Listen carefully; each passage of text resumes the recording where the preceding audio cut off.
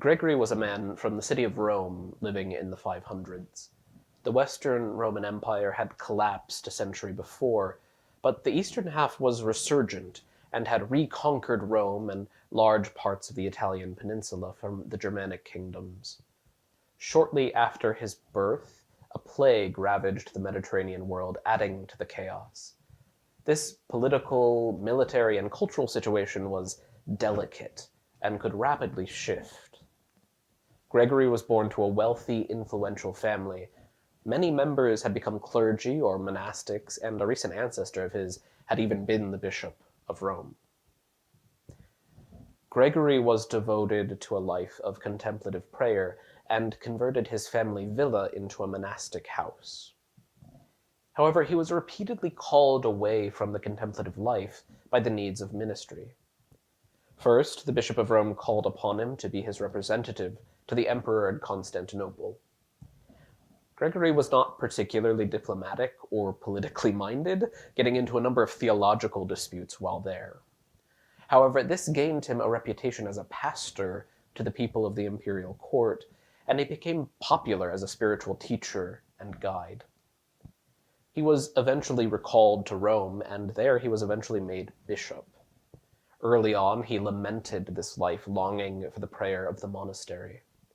But he took it upon himself to exercise his authority well and to the benefit of the people he served.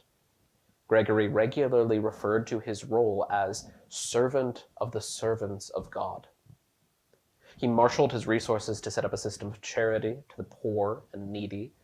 There were many impoverished people under his care due to the constant warfare and famine across the Italian peninsula, and his organization aided them greatly.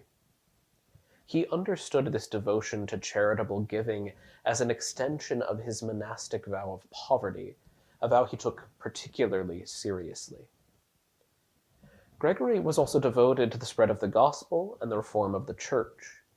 He initiated missionary work in Britain, to the then pagan Anglo-Saxon kingdoms, and was responsible for a number of liturgical reforms that brought together different church practices. Gregory had a great gift for ordering and administrating communal life far and wide, and this was most welcome at a time of severe instability, insecurity, and violence. Gregory exhibited typically monastic virtues in the world. In his obedience, he accepted work that took him away from his deep love for contemplative prayer. And in his poverty, he flung himself into care for the poor. This death to self, this willingness to repeatedly put the needs of others above his preferences, was a path of life for those around him and the church as a whole. With the world seeming to burn around him, he offered refuge and peace to a great many who would otherwise have been lost, helping bring them out of death and into life.